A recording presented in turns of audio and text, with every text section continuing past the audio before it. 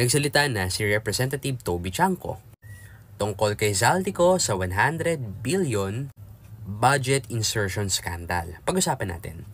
Sinabi niya, hindi naman daw whistleblower itong si Zaldico, kundi siya daw ay tinatawag na destabilizer. Ano ba ibig sabihin nun at ano ba talaga ang totoong nangyayari? Ngayon, bakit ba sinabing destabilizer ni Toby Chanco si Zaldico?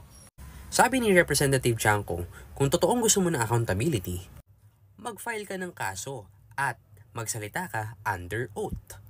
Pero kasi kung hindi ka mag-a-affidavit, ibig sabihin ang purpose mo lang ay political unrest, hindi katotohanan. Ika pa nga ni Toby Chanco, back into a corner itong si Zaldico. Hindi niya na madedenay na tumatanggap siya ng mga kickbacks. Kaya para makatakas siya, tinuturo niya ang ibang tao. Totoo ba? Ano naman ang sinasabi ng gobyerno dito sa side na to? Ang sabi ng Malacanang, wild accusations, puro hearsay, chismis. Sabi ni Secretary Pandaman, lahat ng proyekto ng Pangulo nasa National Expenditures Program, NEP. Hindi daw sa BICAM pinapasok. Ngayon, kung mapapaisip natin ang legal point nila, ang Bicameral Committee or yung tinatawag na BICAM ay power ng legislature, hindi ng executive.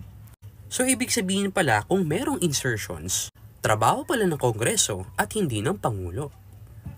Ngayon, bakit sinasabing illogical yung 100 billion insertions claim? Ang argumento daw nila dito, if gusto daw ng presidente na magpasok ng 100 billion, bakit pa namin hihintayin ng BICAM? Yun ang sabi. The president can put it directly in the NEP. Yun po ay tinatawag nating National Expenditure Program. Sabi naman ni Chanco, kung pet project lang ni PBBM yan, bakit wala sa NEP? Bakit nasa BICAM? Last minute pa yun ha. Ngayon, pag-uusapan natin, may legal basis ba ang call to cancel Zaldisco passport? Meron. Article 3, Section 6 of the Constitution, the right to travel may be impaired in the interest of national security, public safety, and also public health.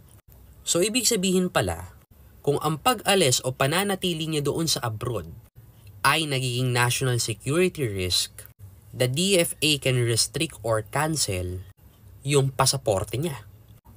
Ayon pa sa sinabi ni Chanco, wala nang excuse dapat to. National security na ang issue dito eh. So, bakit daw pinagdududahan yung timing? Sabi pa rin ni Chanco, bakit ngayon lang siya nagsalita? Basisless. Hindi pa under oath. Tapos ilang araw na lang magpoprotesta na. Pwede daw ito maging pang-ignite public anger para kay Marcos. Ano na ang sinabi ng Makabayan Block dito? Zaldico's testimony implicates directly the president and kay Romualdez. Dapat magkaroon pa rin ng independent investigation.